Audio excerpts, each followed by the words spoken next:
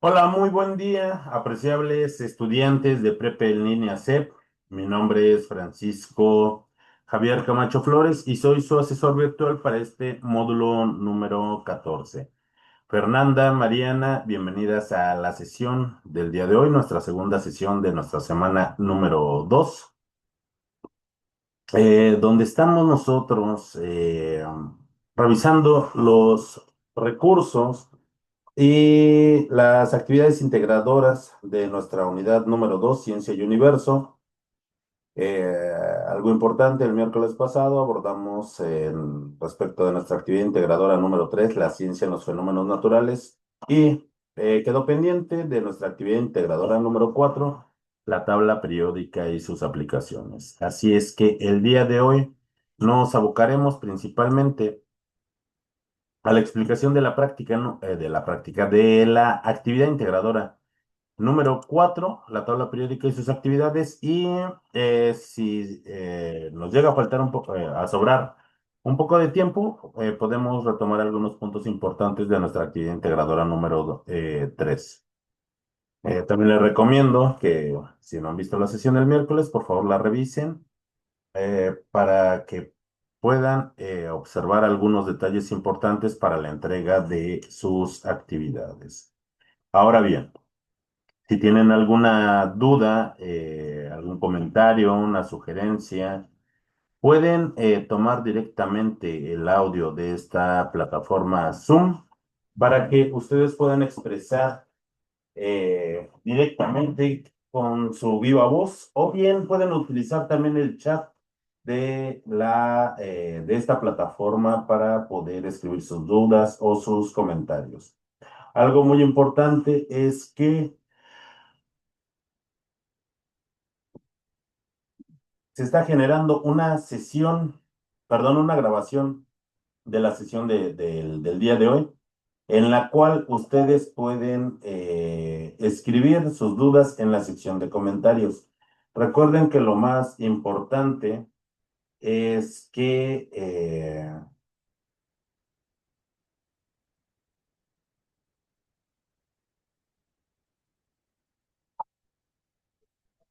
sigamos las normas de comunicación virtual tanto en esta sesión síncrona como en nuestras sesiones asíncronas. Recordemos el propósito formativo de este módulo número 14, nuestro universo natural, y el cual es reconocer las características del pensamiento científico que sustenta las ciencias experimentales. ¿Qué ciencias experimentales nosotros hemos abordado en estas primeras 2 semanas de nuestro módulo número 14? Hemos conocido ciencias como la química. En esta particularmente estamos conociendo acerca de una ciencia experimental como la física. Hemos abordado algunos tópicos de biología, los cuales los retomaremos la siguiente semana, y no solamente eso, sino también temas de ecología, de bioquímica, de nutrición, y todas estas son ciencias experimentales. En esta semana ya conocimos lo que es el método científico experimental, el cual nos permite la obtención de conocimiento científico a través de la generalización sistemática de resultados al aplicar este método científico. ¿Por qué es importante esto? Por la generación de conocimiento. Este es un tipo de conocimiento automáticas de cómo que se llama conocimiento científico. Permítanme un segundo. Legítimos de navegación.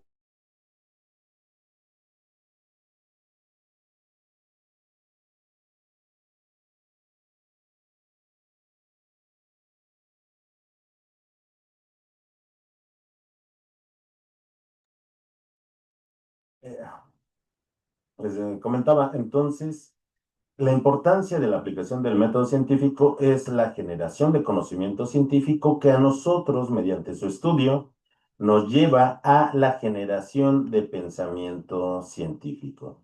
Es decir, que nosotros, al tener este conocimiento científico, no será necesario el que tengamos que reproducir esos experimentos o fenómenos, puesto que ya han sido validados de una forma sistemática.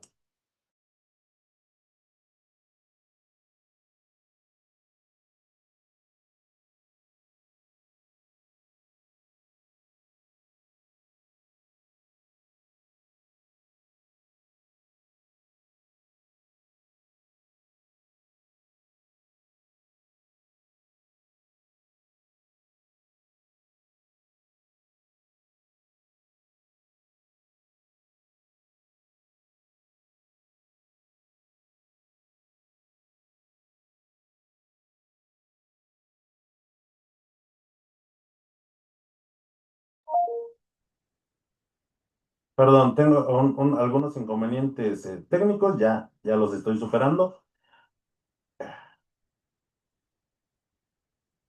El propósito de nuestra actividad integradora número 3, recuerden, es conocer acerca de este método científico y de conocer las características de los fenómenos de meteorización en el suelo.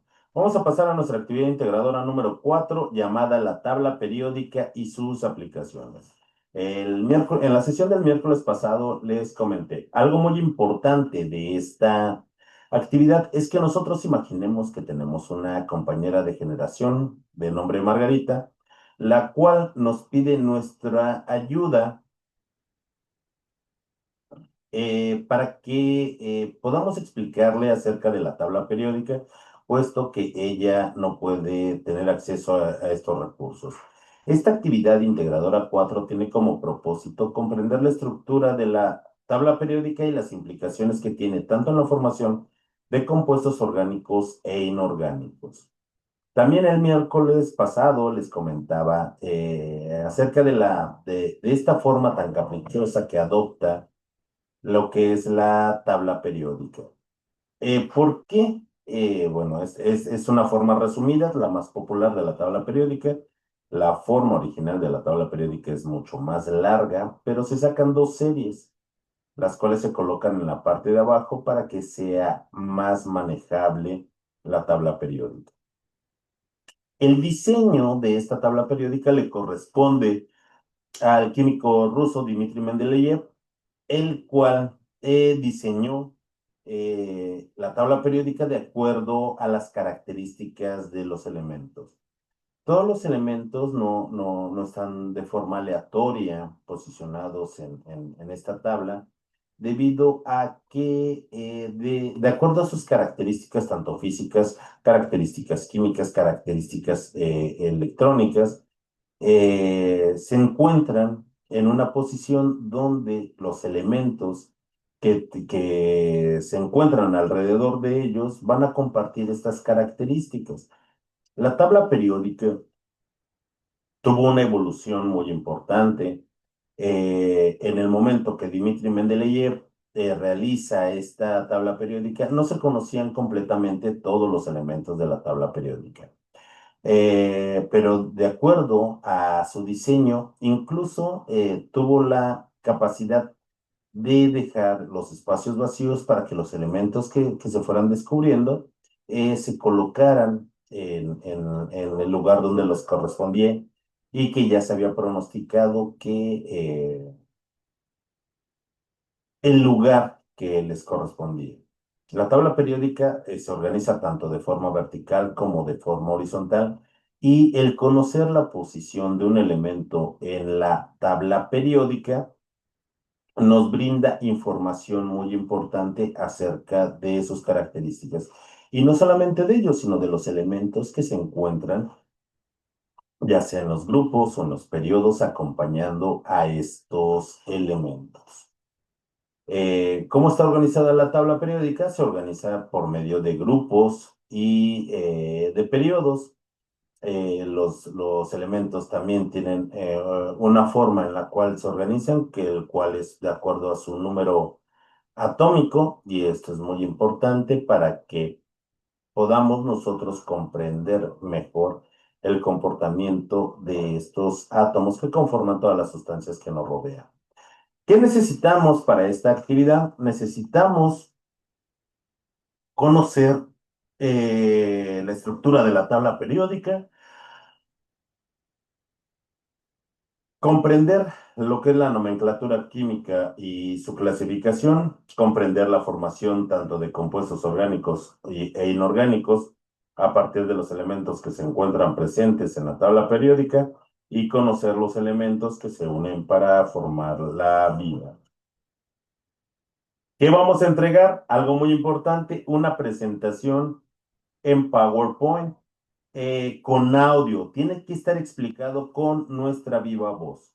A diferencia de nuestra actividad integradora número 1, aquí no es necesario que nosotros salgamos a cuadro. Lo importante es que sea explicado con nuestra propia voz. Hay algo muy importante que podemos hacer aquí. Si vamos a hacer una presentación en PowerPoint, PowerPoint tiene la aplicación de poder insertar audio.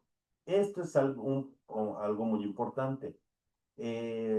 No todas las versiones de PowerPoint pueden tener esta aplicación, pero no se preocupen, podemos resolverlo de diferente forma. Podemos hacer quizá una actividad semejante a como lo hicimos en la actividad integradora número 1, solo que sin video, únicamente con audio. Les recomiendo también de forma muy importante que pueden utilizar Canva. Desde la semana pasada les comenté que Canva es una herramienta muy poderosa y que la podemos estar utilizando a lo largo de este módulo y que es una herramienta muy útil que también podemos utilizar para la entrega de nuestra actividad integradora 4. ¿Ok? También deben de tener cuidado respecto del tamaño de su archivo. Si su archivo tiene un tamaño mayor a 20 megas, no va a ser posible el que ustedes puedan subir su presentación a plataforma. ¿Cómo podemos superar este inconveniente? Podemos subir nuestro archivo a la nube y de aquí que ustedes me compartan su enlace para que yo pueda verificar su presentación. Es muy importante que si hacen uso de la nube, confirmen el que sea el archivo correcto y que me otorguen los permisos para que yo pueda revisar su actividad. Recuerden, tiene que estar explicado con nuestra viva voz y este es un aspecto muy importante para nuestra actividad. ¿Cómo lo vamos a realizar? Recuerden que esta actividad es muy importante. ¿Para qué? Para poder explicarle a Margarita acerca de diferentes rubros para que ella pueda comprender lo que es la tabla periódica. Vamos a elaborar una presentación en PowerPoint, integrarla con audio, con nuestra viva voz. Tiene que ser nuestra propia voz, en la cual vamos a indicar la estructura de la tabla periódica, sus familias, periodos, número atómico, el símbolo químico y la masa atómica. Para ello, en nuestra primera diapositiva, nosotros vamos a integrar una portada con nuestros datos de identificación, como nuestro nombre, nuestro grupo, el nombre de nuestro asesor virtual y la fecha de entrega. Para la diapositiva número 2, vamos a integrar una imagen de la tabla periódica en la cual vamos a indicar su división por familias de los elementos químicos. Para la diapositiva número 3, ustedes pueden hacer uso de la misma imagen de la tabla periódica o de alguna otra, no hay ningún problema. Aquí las imágenes de la tabla periódica las pueden tomar de internet sin mayor problema. Recuerden solo colocar sus referencias. Para esta diapositiva 3 vamos a indicar cómo es que los elementos están divididos por periodos. Para la diapositiva número 4, ustedes van a integrar una imagen de la tabla periódica en la cual van a indicar la clasificación de los elementos de acuerdo a su número atómico. Para la diapositiva número 5, ustedes van a integrar una imagen de la tabla periódica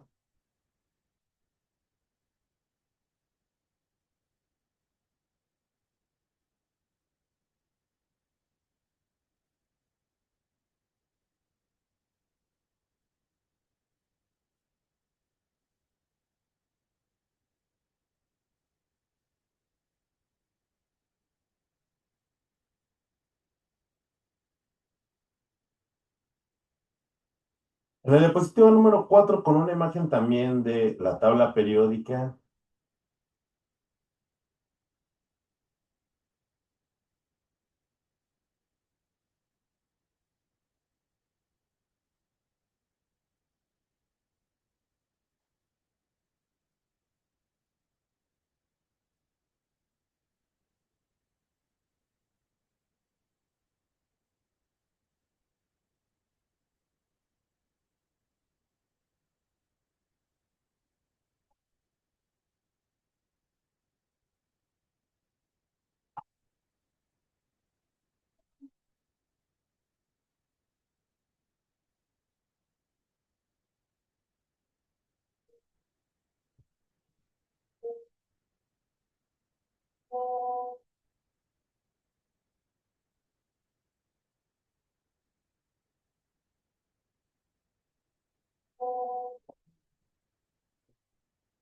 Ahora bien, para la diapositiva número 4, con una imagen de la tabla periódica van a indicar cómo es que está clasificada los elementos que lo componen de acuerdo a su número atómico.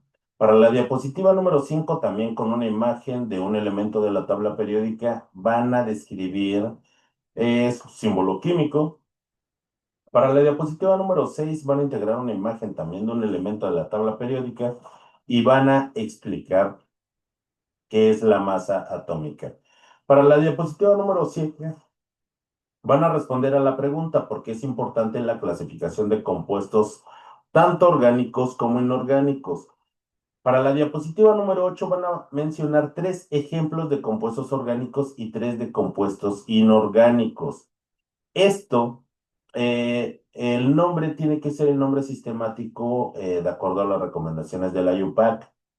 En la diapositiva número 9 van a responder a la pregunta, ¿para qué nos sirve conocer y comprender la estructura de la tabla periódica? Van a guardar su documento de la siguiente manera. Sus apellidos, guión bajo, su nombre y la clave de esta actividad, que es M14, S2, A y 4.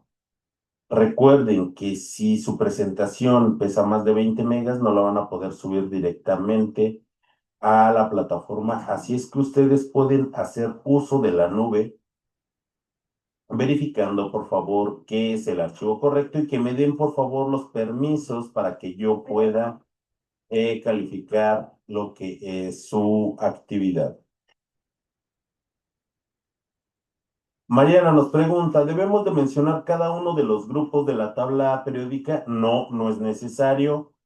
Lo que sí deben de explicar es por qué los elementos están ordenados también dentro de grupos o también llamadas familias.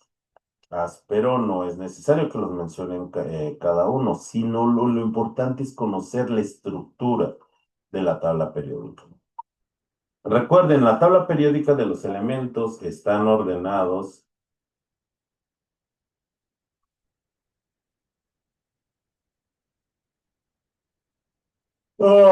Perdón. Los elementos están ordenados en periodos y en familias. Hay algo muy importante. Existen 18 familias de la tabla periódica actualmente ordenados desde el número 1 hasta el número 18 desde el año 2007 por la IUPAC. No obstante, en la actualidad todavía se siguen manejando como familias A y familias B. También se encuentran ordenados en filas de forma horizontal de acuerdo a los periodos que les corresponde. Estos periodos también corresponden al nivel energético en donde se encuentran los electrones.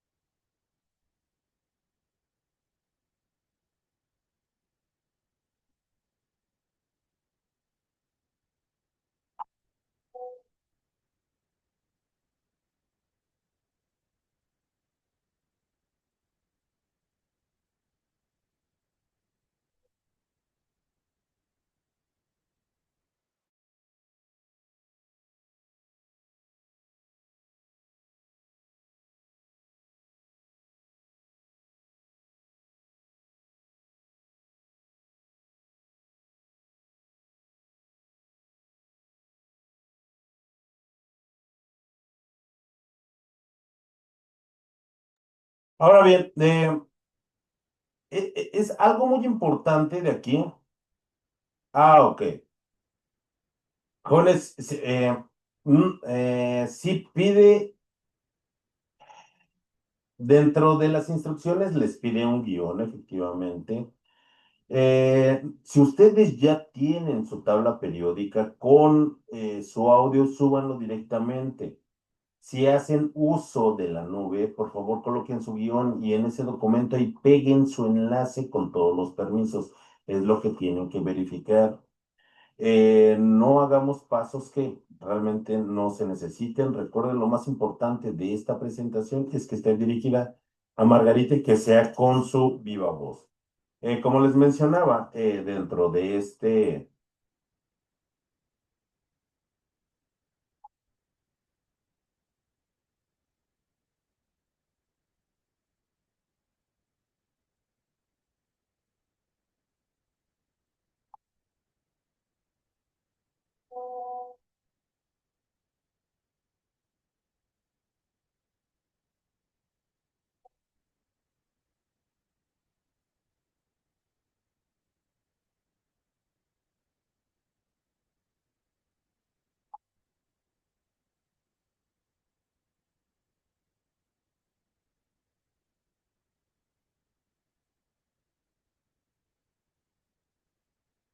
Ok. Cada uno de estos periodos va a obedecer a los niveles electrónicos de acuerdo al modelo atómico de Dalton. Por eso es muy importante que tengamos presente eso, ¿no? Recuerden que Dalton determinó niveles energéticos donde se encontraban los electrones y estos periodos corresponden a esos niveles energéticos. Así es que empezamos a encontrar que el orden también obedece a muchas características, no solo físicas, sino también químicas y electrónicas de los átomos de los elementos. Los grupos o las familias son importantes porque es la forma de cómo se encuentran los elementos ordenados dentro de lo que son columnas. Estas columnas comparten tanto características físicas como características químicas, valencias, estados de oxidación y, como les mencionaba hace un momento, son 18 columnas, 18 grupos o familias que a partir del 2007 la IUPAC tomó la decisión de numerarlos de forma consecutiva desde el número uno, iniciando por la izquierda y terminando hasta la derecha con los gases nobles. ¿Es una forma más fácil de identificar a los elementos? Por supuesto que sí. Anterior a 2007, los elementos se clasificaban en 8 familias A y 8 familias B. Esta razón también es muy importante porque podríamos identificar lo que son los electrones de valencia de los elementos, pero el orden de las familias B cambiaba y había un salto respecto de las 8 familias A y podía causar alguna confusión respecto de que cómo es posible de que son 18 familias, pero 8 son A y 8 son B. 8 y 8, 16, como que algo no cuadraba cuando se explicaba. No, siempre han sido 18 familias, solo que cuando las familias se identificaban como familias A y familias B, la familia del hierro incluía también a la familia del zinc y a la familia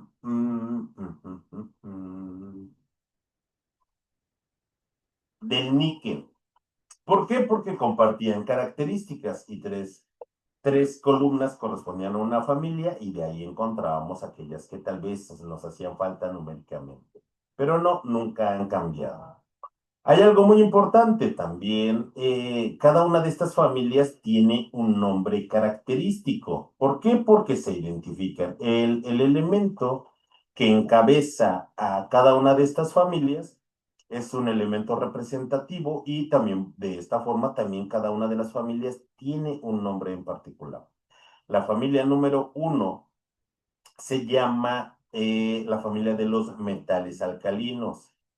La encabeza el hidrógeno. El hidrógeno no es un elemento metálico. En un momento les voy a platicar ¿Cuál es el problema que presenta el hidrógeno en la tabla periódica? La familia número 2 es la familia de los metales alcalinotérreos. De la familia número 3 hasta la familia número 12 es la familia de los elementos metálicos de transición. La familia, por ejemplo, la familia número 13 se llama la familia del boro. La familia número 14, la familia del carbono o de los carbonoideos. La familia número 15 es la familia del nitrógeno o la familia de los nitrogenoideos. La familia número 16 es la familia del oxígeno. También se le llama la familia de los calcógenos o la familia de los anfígenos. La familia número 17 es la familia de los halógenos y la última familia, la número 18, es la familia de los gases nobles. E incluso el nombre nos indica, por ejemplo, pues físicamente todos los elementos de la familia número 18 son elementos gaseosos, pero también los halógenos son elementos gaseosos, así como el oxígeno y el nitrógeno y también el hidrógeno. Algo importante, ¿por qué el hidrógeno se encuentra o lo colocamos dentro de la primera familia que corresponde a los metales, siendo un elemento no metálico, además también un elemento gaseoso? Porque el hidrógeno comparte características de acuerdo a su cantidad de electrones, a su valencia, a su número de oxidación, como los metales alcalinos, pero no corresponde físicamente ni químicamente a las características de estos. Así es que el hidrógeno lo podríamos colocar en diferentes lugares. Pero por tradición y por facilidad, de acuerdo a su valencia, pues le damos un arreglo en la primer familia. Los periodos, les decía, existen 7 periodos enumerados del 1 al 7, iniciando por la parte superior y van a corresponder a estas filas horizontales. ¿Por qué es importante el identificarlos de esta forma? Porque cada uno de estos periodos, en los elementos en los que se encuentra, corresponden al nivel energético en el cual sus electrones de valencia se encuentran. Recuerden, Bohr dio diferentes niveles energéticos a estos orbitales donde se encontraban los electrones. Él les dio nombres K, L, M, N, O, P. Para estos 7 periodos, simplemente se ordenan del 1 al 7, iniciando por la parte superior, terminando con la parte inferior con el número 7.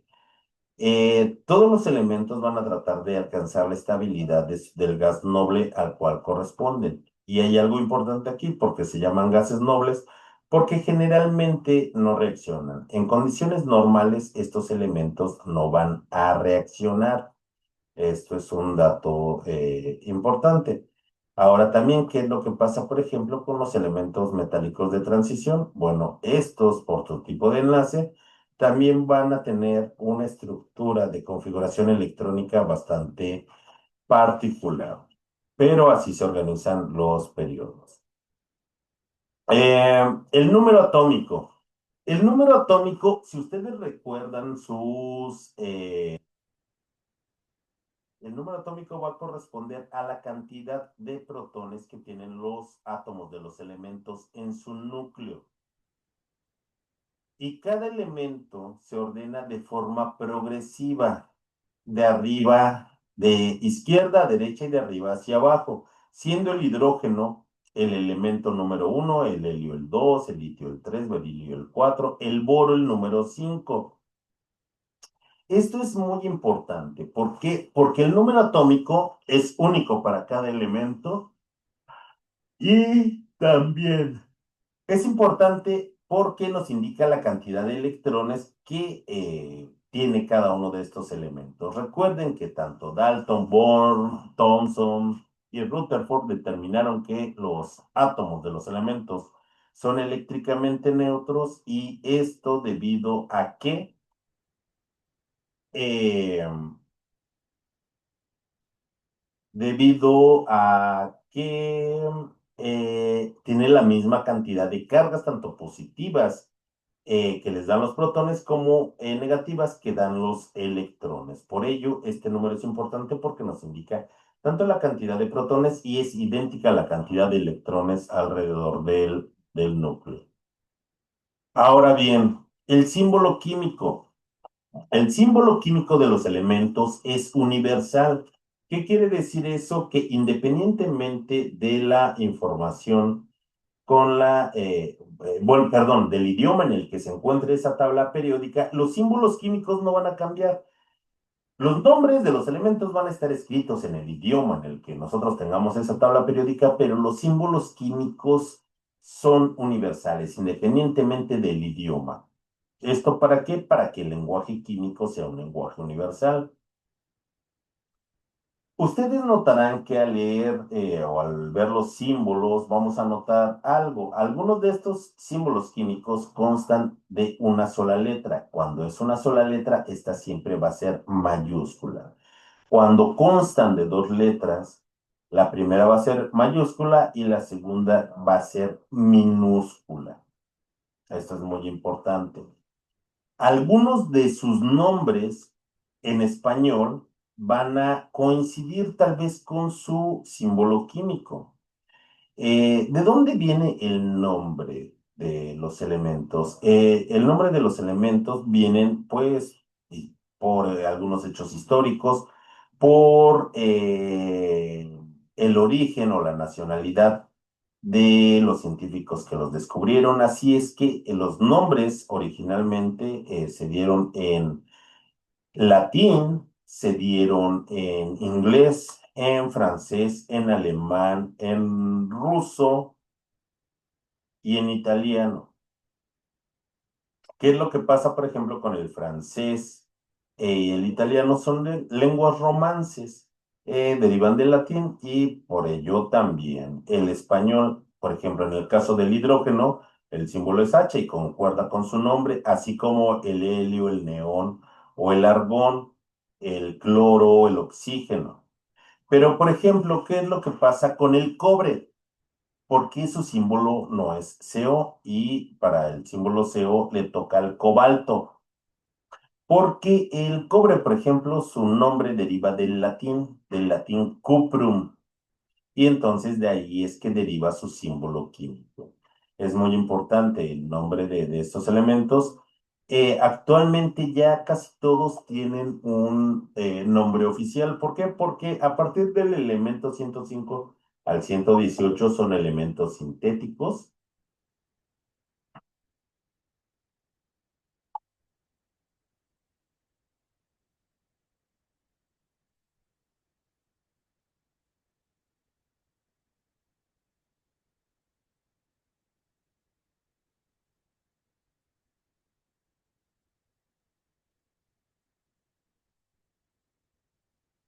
Ahora bien, este... ah, perdón. Del elemento 105 al 118 y muchos otros elementos realmente no existen en nuestra naturaleza, no existen en el universo. Han sido sintetizados en laboratorios científicos aquí en la Tierra. De hecho, serán 82, 83 elementos de la tabla periódica que sí se encuentran en el universo, los demás no. Son elementos sintéticos, no son estables. Tienen vidas de milisegundos.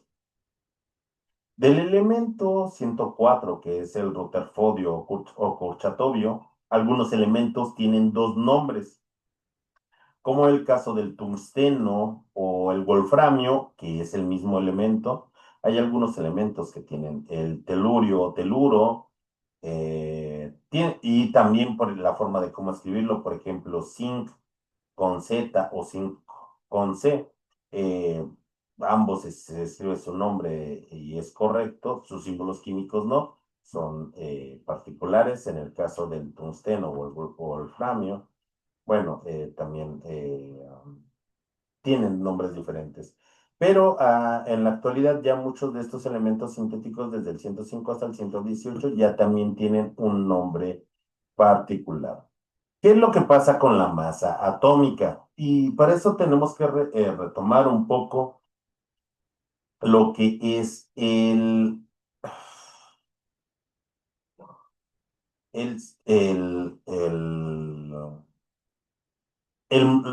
los modelos atómicos. Recuerden que se determinó que en el núcleo atómico existen tanto protones como neutrones. Esto es lo que le da la masa atómica a los elementos. Eh, la suma de estas partículas que componen el núcleo de sus masas es lo que se determina como masa atómica. Esto es algo muy importante. Y sobre todo lo que empezamos a visualizar en la tabla periódica. Generalmente vamos a ver que es el doble o más o un poquito más del doble respecto del número atómico. Pero ¿qué es lo que pasa con el hidrógeno? Su número atómico es uno y su masa atómica es uno. Eso es porque el hidrógeno o el isótopo más común del hidrógeno no posee neutrones en su núcleo. Vemos algo importante, el número atómico del helio es 2 y su masa atómica es de 4, corresponde como el litio, el berilio y así de forma progresiva. No siempre es el doble, pero a partir del calcio, el calcio de número atómico 20 y masa atómica 40, vemos que, por ejemplo, que el escandio con número atómico 21, su masa es más del doble. Esto también es importante que lo notemos cada 20 átomos o como aumenta el número atómico en 20, vemos que también las masas atómicas empiezan a aumentar. Entre más pesado se vuelve un elemento, va a requerir de más neutrones en el núcleo para poderse estabilizar. Es por ello que tenemos un aumento progresivo de las masas atómicas de los elementos. Pero fundamentalmente la masa atómica se debe a la cantidad tanto de protones como de neutrones que cada uno de los átomos de estos elementos tiene en su núcleo. ¿Por qué es importante la formación y la clasificación de compuestos tanto orgánicos como inorgánicos, porque también tienen un comportamiento y que se caracterizan por sus funcionalidades? Algo importante, los compuestos orgánicos se van a caracterizar, tienen características porque la mayoría de ellos se queman, arden. El enlace que presentan en la mayoría de ellos es un enlace covalente. Van a presentar isómeros y también se van a caracterizar de que los compuestos orgánicos van a ser aquellas moléculas o compuestos que van a tener dentro de su estructura átomos de carbono. Eh, la mayoría de ellos son disolventes, se pueden disolver en disolventes orgánicos. Sus reacciones son lentas y rara vez cuantitativas. Vamos a tener muchísimos ejemplos de estos. Por ejemplo, los gases que nosotros utilizamos para cocinar, esos energéticos, existen muchos como el metano, el propano, el butano, el etano, el isopropano que esto es un nombre sistemático.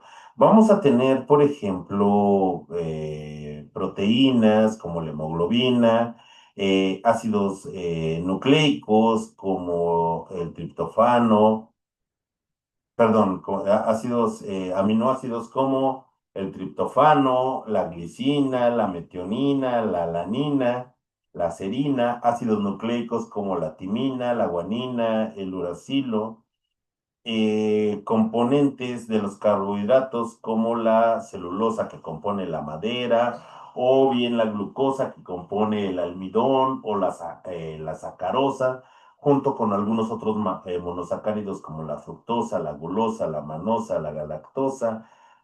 Existen más de 150 millones de compuestos orgánicos, así es que podemos poner suficientes ejemplos o al menos 3, de acuerdo a su nomenclatura sistemática. ¿Qué es lo que pasa con los compuestos inorgánicos? También van a presentar características particulares. Dentro de estos, por ejemplo, el enlace que más frecuente que se presenta es el enlace iónico. No presentan concatenación, tampoco van a presentar generalmente isomería. La mayoría de ellos no se quema, son solubles en agua y reaccionan de forma rápida y de forma cuantitativa casi siempre.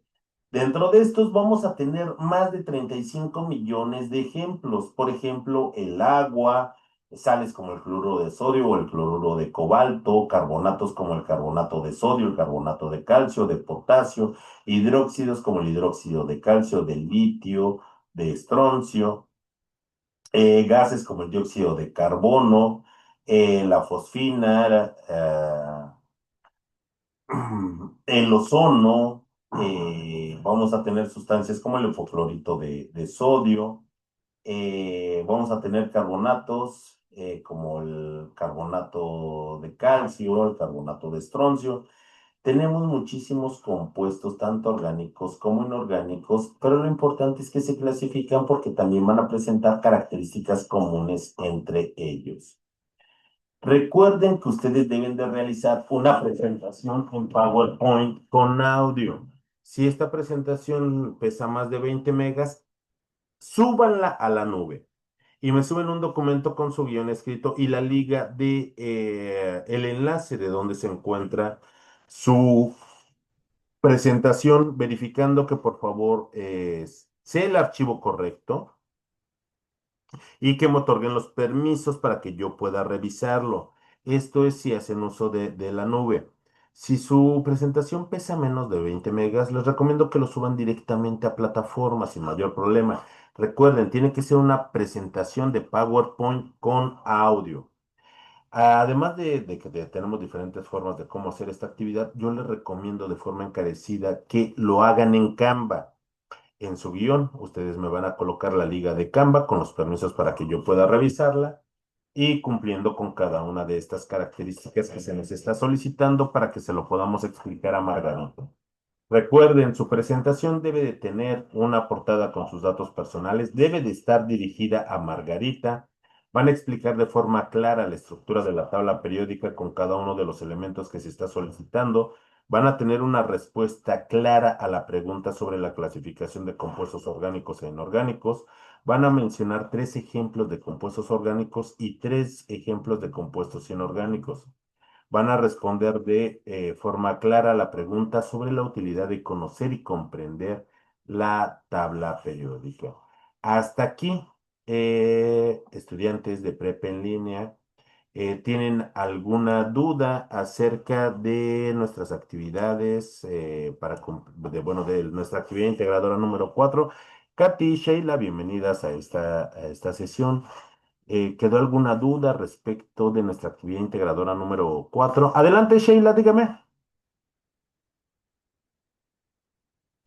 Buenas tardes.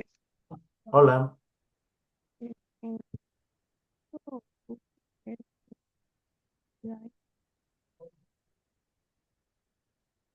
Eh, Perdone, pero no le escuché, Sheila.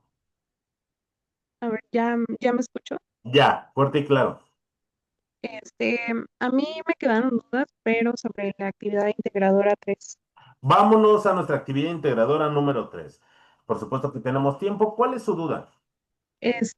Son varias. La primera es que La perdí nuevamente su audio. ya me escuchó. Ya, Ah, las ecuaciones que pide de las reacciones se pueden sacar de internet, ¿verdad? por supuesto que sí. Ah, ya, Para eso, ya, di- adelante. perdón. No, continúe.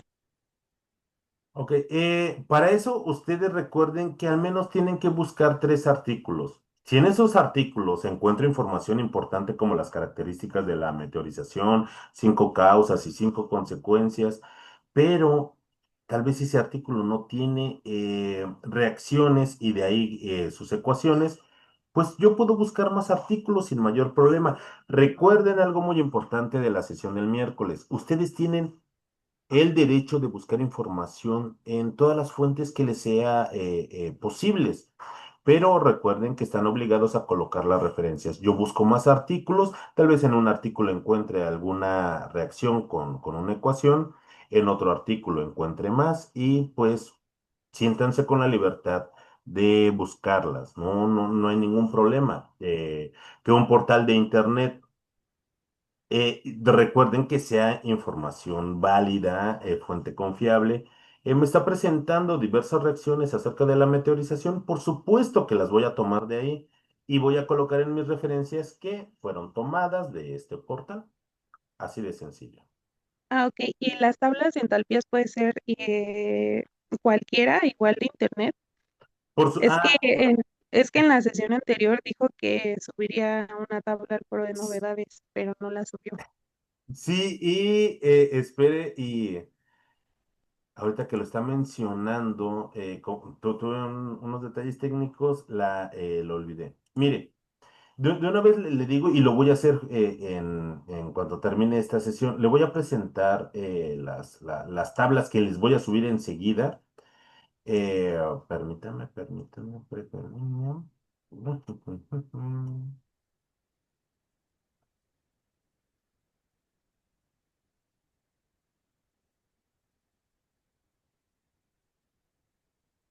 Aquí están tablas termodinámicas.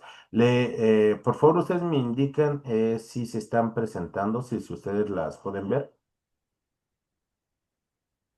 Esta es la tabla que yo que les debí de haber compartido el miércoles. Lo siento, eh, hasta ahorita lo recordé. Mire, son propiedades termodinámicas de algunas sustancias, no son todas, pero estoy seguro que la mayor parte de las ecuaciones que ustedes encuentren van a encontrar aquí las propiedades termodinámicas. Esta tabla en particular tiene mucha información. La que nos sirve es la de la entalpía, que es este delta H en la cuarta columna. En la primera columna viene su símbolo químico, ya sea del elemento o del compuesto. La segunda columna su nombre. La tercera columna viene su masa molar. Y en la cuarta columna, es importante, viene la entalpía. Por ejemplo, para el trióxido de aluminio u óxido de aluminio, que es, lo voy a colorear de color verde, ¿ok? Espero que se vea. Ahí tenemos al óxido de aluminio y su entalpía de formación es de menos 1670 kilojoules por mol, ¿ok? Es importante que respetemos los signos. También algo importante de esto es que, bueno, de acuerdo a nuestras ecuaciones, quizá yo vea al óxido de aluminio o trióxido de dialuminio.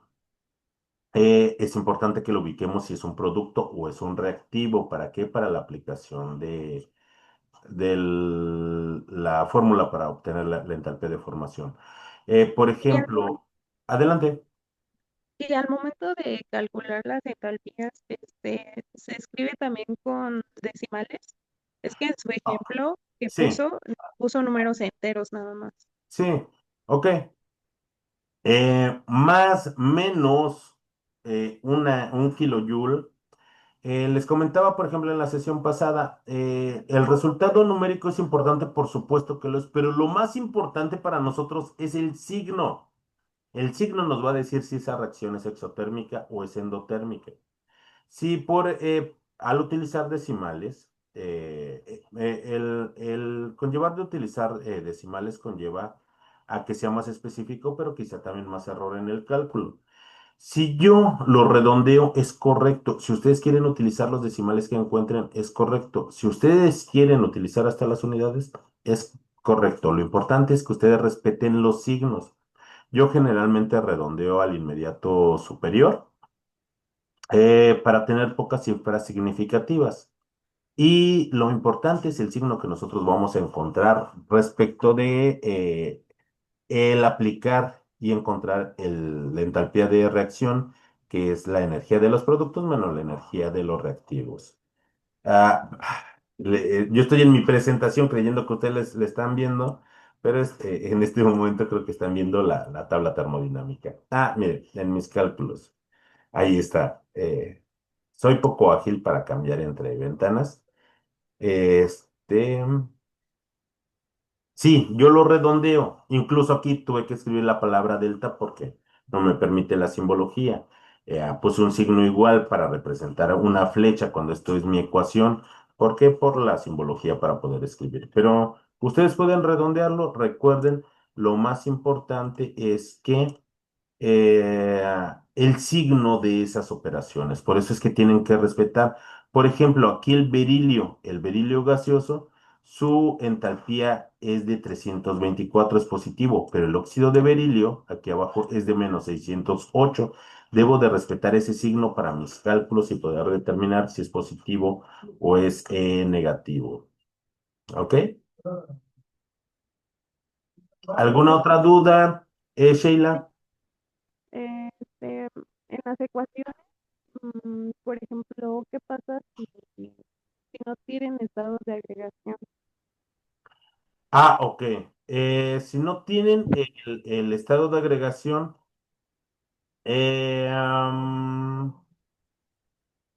ahí va a ser un poquito difícil y les voy a indicar algo. Por ejemplo, ustedes observen los elementos cuando se encuentran en su forma basal. Por ejemplo, el cadmio es cero. El calcio, cuando se encuentra solo, es cero. Eh, y también, todos los demás compuestos que nosotros encontramos, eh, mm, debemos de ubicar las reacciones que se están generando y conocer un poquito acerca de las sustancias. Por ejemplo, cuando nosotros tenemos cualquier tipo de carbonato, cualquier carbonato, un carbonato ácido, un carbonato básico, son sustancias sólidas, pero cuando estas reaccionan, porque es una reacción de descomposición, van a tener un componente gaseoso. Y ahí vamos a tener, por ejemplo, al dióxido de carbono, y siempre va a ser un gas. Es importante que también, si no, sus ecuaciones no les indican si se encuentran en estado sólido, líquido, gaseoso o en estado acuoso, hagan una investigación un poquito más a fondo de de qué tipo es esta reacción y cómo se presenta en la naturaleza. Si es una reacción de meteorización y es en el suelo, también me da eso un indicio de que la mayor parte de mis reactivos son sólidos porque se encuentran en el suelo.